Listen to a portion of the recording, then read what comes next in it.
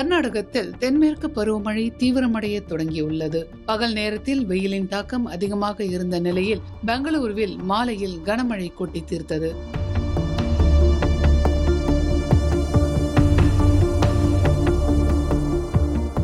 Bangalore Rajaji Nagar, Malleswaram, Yeshwanthpur, RR நகர், சார்ஜாபுரம், Whitefield, Hebbal, பெல்லாந்தூர், electronic city, கலாசிபாளையா உள்ளிட்ட பகுதிகளில் கனமழை கொட்டியது. இதனால் அந்த பகுதிகளில் உள்ள சாலைகளில் மழைநீர் வெள்ளம் போல பெருக்கெடுத்து ஓடியது. ஷார்ஜாபுரா ரோட்டில் உள்ள ரெயின்போ, சன்னி புரூக்ஸ் ஆகிய லே அவுட்டுகளுக்குள் மழை நீர் புகுந்தது. அந்த லே அவுட்டுகளில் உள்ள வில்லா வீடுகளுக்குள்ளும் தண்ணீர் புகுந்தது. அந்த வீடுகளில் வசித்து வந்த மக்கள் கடும் அவதி அடைந்தனர். வீடுகளை விட்டு வெளியேற முடியாமல் அவர்கள் சிக்கி தவித்தனர்.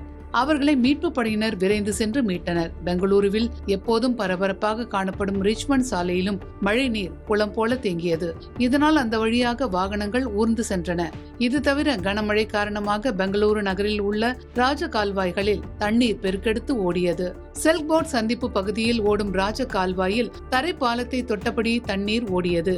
சில்க் போர்ட் சந்திப்பிலிருந்து ஷார்ஜாபுரம் செல்லும் சாலையில் 5 முதல் 6 அடிக்கு மேல் வெள்ள நீர் பெருக்கெடுத்து ஓடியதுடன் தாழ்வான பகுதிகளில் தேங்கி நின்றது.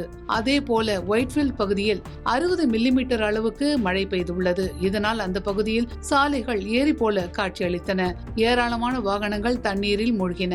பகலில் வெயில் வாட்டிய நிலையில் பெங்களூருவை புரட்டி போட்டிருக்கிறது இந்த மழை.